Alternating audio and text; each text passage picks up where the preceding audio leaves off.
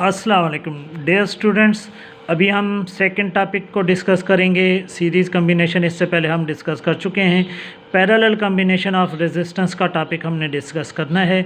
Combination of resistance में जब हमने पैरेलल कम्बिनेशन बनानी होती है तो उसका मेथड ये होता है कि हर रेजिस्टर की जो लेफ़्ट एंड है वो बैटरी के एक टर्मिनल से और हर रेजिस्टर की जो राइट एंड है बैटरी के सेकंड एंड से अटैच कर देते हैं। सपोज़ हम यहाँ करते हैं कि ये R1 रेजिस्टेंस है, R2 रेजिस्टेंस है, R3 रेजिस्टेंस है। इन तीनों के जो लेफ़्ट एंड हैं उसको बैटरी के पॉजिटिव एंड से हम अटैच कर देते हैं स्विच के थ्रू। ये स्विच है दरमियान में, ये पॉजिटिव एंड, ये नेगेटिव एंड, और इस हर रेजिस्टर का जो राइट एंड है उसको बैटरी के नेगेटिव एंड से अटैच कर देते हैं।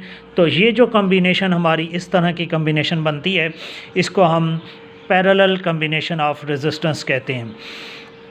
पैरेलल कम्बिनेशन ऑफ रेजिस्टर्स में जो बैटरी यहाँ वोल्टेज सप्लाई कर रही है, टोटल वोल्टेज अगर हम कहें V वोल्टेज है, और करंट जो सर्किट में फ़्लो कर रहा है वो I करंट फ़्लो कर रहा है, तो वोल्टेज जो है वो अब यहाँ डिवाइड नहीं होती है। वोल्टेज हर एक रेजिस्टर को V1, V2, V3 तीनों जो हमारे पास वोल्टेज, तीनों रेजिस्टर्स को वोल्टेज मिल रही होगी वो इक्वल होगी किसके? V वोल्टेज के। अगर हमने 12 वोल्ट की बैटरी अटैच की हुई है तो पहले रेजिस्टर को भी 12 वोल्टेज मिलेंगे, दूसरे को भी 12 वोल्टेज, तीसरे को भी 12 वोल्टेज ही रेजिस्टेंस में को पोटेंशियल मिलेगा। पोटेंशियल इस वक्त डिवाइड नहीं होता है, क्योंकि पोटेंशियल डिवाइड ना होने की उसकी वजह ये है कि अगर आप यहाँ से ऑब्ज़र्व करें कि R1 का एक एंड बैटरी के पॉजिटिव एंड से अटैच है, R2 का सेकंड एंड बैटरी के नेगेटिव एंड से अटैच है, तो इसी तरह हर एक रेजिस्टर का राइट एंड जो है वो बैटरी के एक टर्मिनल से और लेफ़्ट एंड बैटरी का दूसरे टर्मिनल से अटैच है। इस वजह से तमाम रेजिस्टर्स को इक्वल पोटेंशियल मिलता है और पोटेंशियल की वैल्यू डिवाइड नहीं होती है ऐसे केस के दौरान। अगर 6 वोल्ट की बैटरी लगा देंगे तो सबको 6 वोल्ट मिल जाएगा। अगर हमने 3 वोल्ट की बैटरी अटैच कर दी है तो 3 वोल्ट मिल जाएगा। अगर हम एक सिंगल सेल लगा देते हैं, जो सिंगल सेल 1.5 वोल्ट का होता है, वो सबको 1.5 वोल्टेज सप्लाई करेगा। और लेकिन यहाँ करंट की वैल्यू, अगर बैटरी सर्किट में टोटल करंट I फ्लो कर रहा है तो आप यहाँ से ऑब्ज़र्व कर रहे हैं, इस पॉइंट पर अगर आप ऑब्ज़र्व करें तो करंट को फ़्लो करने के टोटल 3 पाथ मिल रहे हैं। एक करंट को पाथ मिल रहा है, करंट इस पाथ से फ़्लो करके अपने सर्किट को कंप्लीट कर सकता है। दूसरा पाथ करंट का ये वाला है जिसके थ्रू अपने सर्किट को कंप्लीट कर सकता है। करंट का तीसरा पाथ ये है जिसके थ्रू वो अपने सर्किट को कंप्लीट कर सकता है। इस वजह से करंट यहाँ पहुँचने पर डिवाइड हो जाएगा 3 पार्ट में, I1, I2, I3 करंट हो जाएगा। और ये जो I1 करंट होगा, I2 करंट होगा, इन तीनों का अगर हम सम अप कर लें, I1 plus I2 plus I3 कर लें तो टोटल करंट I के बराबर हो जाएगा। ये जैसे पिछले सीरीज़ कम्बिनेशन वाले टॉपिक में आपको बताया था कि वोल्टेज का सम अप किया जाए तो तीनों की वोल्टेज सम अप करने के बाद टोटल वोल्टेज V के बराबर बनता है। अगर हम सपोज़ करें कि यहाँ इस सर्किट में करंट जो है वो 5 एम्पेयर करंट फ़्लो कर रहा है, मैं एग्जांपल, एक न्यूमेरिकल एग्जांपल इसलिए देता हूँ ताकि आप बात को अंडरस्टैंड कर सकें। ये कोई एग्जांपल फ़िक्स नहीं होती है, 5 एम्पेयर करंट ज़रूरी नहीं है पास कर रहा हो। 5 एम्पेयर करंट अगर पास कर रहा है तो जिस पाथ की रेजिस्टेंस सबसे ज़्यादा होगी, सपोज़ हम कहते हैं कि R1 पाथ की रेजिस्टेंस सबसे ज़्यादा है, तो बहुत ही थोड़ा करंट इस पाथ के थ्रू फ़्लो करेगा और मिनिमम करंट पास करेगा इसमें से। बाकी जो करंट होगा उस पाथ के थ्रू फ़्लो करना पसंद करेगा, करंट फ़्लो करेगा उस पाथ से जिस पाथ की रेजिस्टेंस सबसे थोड़ी है। सपोज़ R2 रेजिस्टेंस सबसे छोटी रेजिस्टेंस लगी हुई है तो सबसे ज़्यादा करंट इस R2 वाले पाथ से पास थ्रू होकर सर्किट को कंप्लीट करेगा। लेकिन करंट 3 पार्ट में डिवाइड हो जाएगा क्योंकि 3 रेजिस्टेंसेस पैरेलल अटैच्ड हुई हैं। 5 एम्पेयर करंट है, सपोज सबसे बड़ी रेजिस्टेंस इसकी है, तो सबसे थोड़ा करंट सपोज 0.5 एम्पेयर करंट इस पाथ के थ्रू फ्लो कर रहा है, और सबसे कम रेजिस्टेंस सपोज इसकी है, इस पाथ की है, R2 की हम सपोज कर रहे हैं जस्ट ये, तो R2 की रेजिस्टेंस अगर सबसे थोड़ी है तो सबसे ज़्यादा करंट इस पाथ के थ्रू फ्लो करेगा। सपोज़ हम कर सकते हैं कि 3 एम्पेयर करंट इस पाथ पाथ के थ्रू फ्लो करता हुआ सर्किट को कंप्लीट करेगा। और बाकी 3 और ये 3.5 हो गया। 1.5 एम्पेयर करंट जो है वो जो 5 को कंप्लीट कर रहा है, सम अप करें 0.5, 3 और 1.5 एम्पेयर का करंट सम अप करें तो टोटल करंट 5 एम्पेयर के इक्वल बनेगा। इन तीनों का सम जो है वो 5 एम्पेयर होना चाहिए, अदरवाइज़ ऐसा नहीं होगा कि 5 एम्पेयर करंट फ्लो कर रहा था, 0.5 एम्पेयर करंट इस पाथ से फ्लो कर गया, 3 एम्पेयर करंट इस पाथ से फ्लो कर गया, 1 एम्पेयर करंट इस पाथ से फ्लो कर रहा है और 0.5 एम्पेयर करंट गायब हो गया। ऐसा नहीं होने वाला। अगर हम तीनों करंट को ऐड अप करेंगे I1, I2, I3 को, तो हमारा टोटल रिज़ल्ट I के इक्वल ही बनेगा। उसी तरह हमने ओहम लॉ को अप्लाई करना है। V = IR होता है हमारा फार्मूला। अगर हम I का फार्मूला देखें तो V/R के इक्वल होता है, इसीलिए हमें ऐसे लिखना चाहिए कि I1 जो होगा V/R1 के इक्वल होगा, I2 जो होगा वो V/R2 के इक्वल होगा, I3 जो होगा वो हमारा V/R3 के इक्वल होगा। ये हमने ओहम्स लॉ में से ये तीनों फार्मूले बनाए हैं, I1 का, I2 का और I3 का। क्योंकि अलग अलग है करंट, इसलिए I1 की जगह पर हमें V/R1 पुट करना है, I2 की जगह पर V/R2 पुट करना है और I3 की जगह पर V/R3 पुट करना है। और जब हम इन तीनों में से V को कॉमन ले लेंगे, अभी फिर वही सवाल पैदा होता है जैसे पिछले टॉपिक में भी मैंने आपसे सवाल किया था, पूछा था कि सवाल यहाँ है कि हम V1 को V2, V3 क्यों नहीं लिख रहे हैं।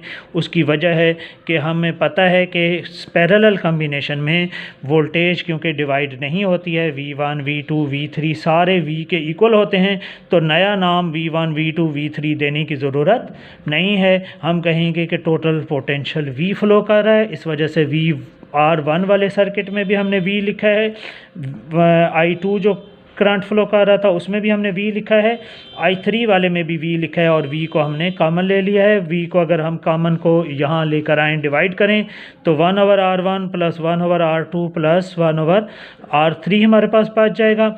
जैसे कि आपने यहाँ फार्मूले में देखा है, इस फार्मूले को गौर से आपने देखना है कि V/R हो अगर हमारे पास तो ये I के इक्वल होता है। अगर हम इसे I को इधर लेकर आए थे हम, जैसे कि मैं यहाँ फिर अगेन रिपीट करता हूँ, V/I हो अगर हमारे पास तो R के इक्वल बनता है। अगर ये उल्टा हो फार्मूला, I ऊपर हो और V नीचे हो, तो इस साइड को भी उलट देना चाहिए, 1/R बना देना चाहिए हमें। जैसे कि आप देख रहे हैं कि V/I R के बराबर होता है, तो I/V 1/R के बराबर होता है। और जैसे यहाँ आप देख रहे हैं कि ये I जो है टोटल करंट को शो कर रहा है और ये जो V है टोटल पोटेंशियल को शो कर रहा है। इनकी जगह पर जो रेजिस्टेंस आनी चाहिए वो भी टोटल रेजिस्टेंस आनी चाहिए। पहले भी मैंने आपको बताया है कि टोटल रेजिस्टेंस की टर्मिनोलॉजी हम यूज़ नहीं करते हैं, हम इक्विवेलेंट टर्मिनोलॉजी यूज़ करते हैं। इक्विवेलेंट रेजिस्टेंस की टर्मिनोलॉजी को इस्तेमाल करते हुए हम इसे 1/RE लिख सकते हैं कि equivalent resistance = 1/R1 + 1/R2 + 1/R3 resistance के इक्वल आ जाएगा हमारे पास रिज़ल्ट। ये हमारे पास जो कम्बिनेशन है ये 3 रेजिस्टेंसेस का कम्बिनेशन था जिसको हमने एग्जांपल के तौर पर कंसिडर किया था। अगर हम इसका जर्नल फार्मूला बनाना चाहें तो हमें ऐसे बनाना होगा 1/R1 + 1/R2 + 1/R3 और फिर डॉट डॉट आगे लगाएं अगर हम इसके, तो 1/RN। तो ये हमारे पास बहुत सारी कम्बिनेशन रेजिस्टेंस की बन गई है, जिसमें जितनी भी रेजिस्टेंसेस पैरेलल कम्बिनेशन में लगाई जाएं उन सारों की रेजिस्टेंस का इक्विवेलेंट रेजिस्टेंस फाइंड आउट करने का फार्मूला हमारे पास ये जर्नल फार्मूला बन गया है। और हम सर्किट में जब भी रेजिस्टेंसेस को अटैच करते हैं, पहले भी मैं आपको बता चुका हूँ, रेजिस्टेंसेस से मुराद है एप्लियंसेस। आप बल्ब लगा सकते हैं, पंखे लगा सकते हैं, कोई भी चीज़ आपने लगाई है, तमाम कम्बिनेशन को आप पैरेलल कम्बिनेशन में लगाएंगे तो जो इक्विवेलेंट रेजिस्टेंस निकलेगी वो कम्बिनेशन आपके पास स्मॉलेस्ट वैल्यू निकलेगी। तीनों रेजिस्टेंस के कम्बिनेशन से भी छोटी रेजिस्टेंस आपके पास रिज़ल्ट आएगा और इस तरह से आप जो है अपनी रेजिस्टेंस को रिड्यूस करके करंट की वैल्यू को सेव कर सकते हैं। करंट जो है वो ज़ाया होने से, एनर्जी ज़ाया होने से बच जाती है जब रेजिस्टेंस छोटी लगती है।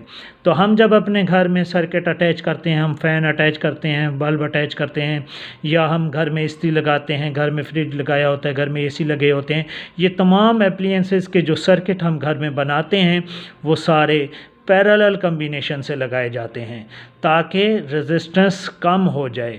रेजिस्टेंस कम हो जाने से करंट वो डिवाइड हो जाता है, सब में करंट हर एक को उनकी रिक्वायरमेंट के मुताबिक मिलता है और वोल्टेज सबको इक्वल मिलती है इस कम्बिनेशन के दौरान।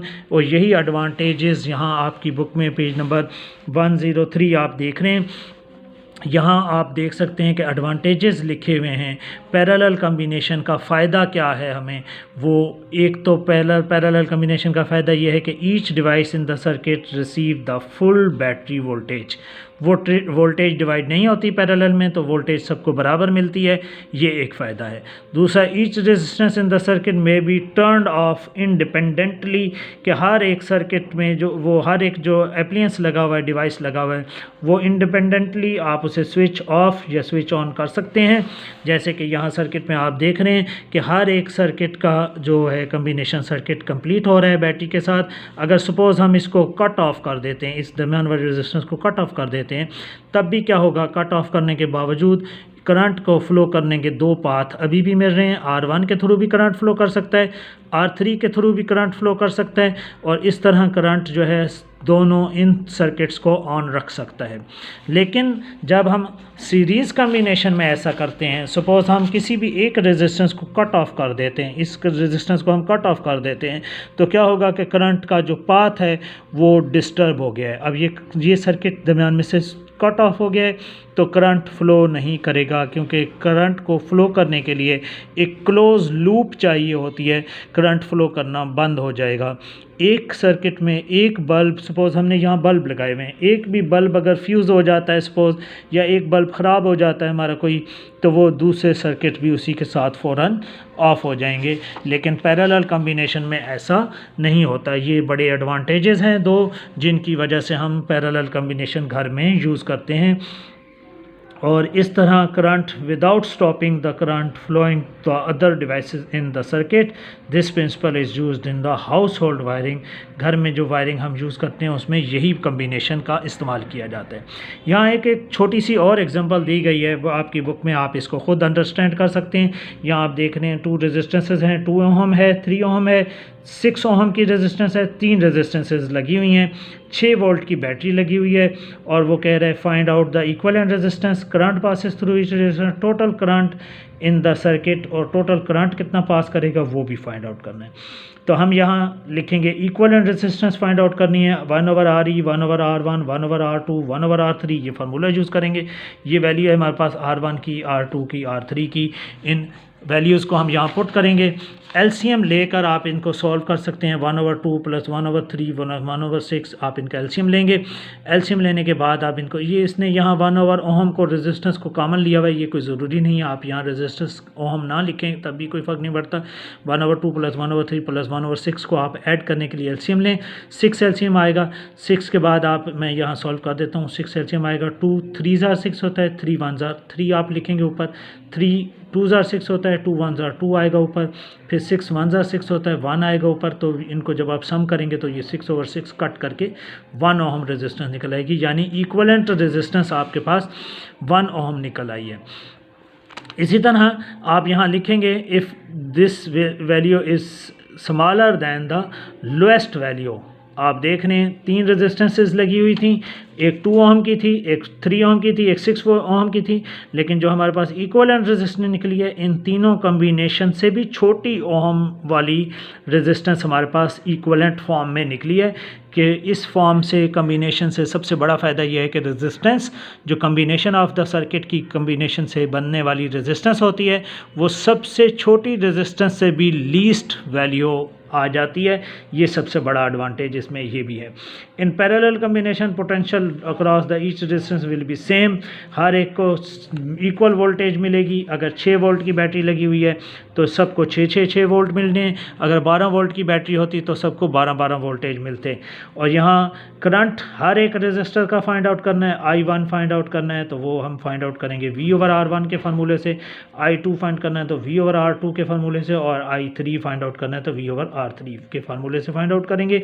और आप यहाँ देख सकते हैं, जैसे मैंने आपको बताया था कि जिस सर्किट की रेजिस्टेंस सबसे ज़्यादा है, 6 ओहम वाली रेजिस्टेंस में सबसे थोड़ा करंट फ्लो कर रहा है, और जो सबसे छोटी रेजिस्टेंस थी उसमें से सबसे ज़्यादा करंट फ्लो कर रहा है। लेकिन जब आप तीनों कॉम्बिनेशन करेंगे, तीनों का सम अप करेंगे 3 + 2 + 1, तो आपके पास टोटल करंट जो फ्लो करेगा वो 6 एम्पेयर का करंट फ्लो कर रहा है सर्किट में से, और 6 एम्पेयर का करंट जो फ्लो कर रहा है वो इनके कॉम्बिनेशन की वजह से है। हमने सारों को प्लस कर लिया है। हम इस टॉपिक में हम पढ़ चुके हैं कि I1 + I2 + I3 total current I के इक्वल होता है।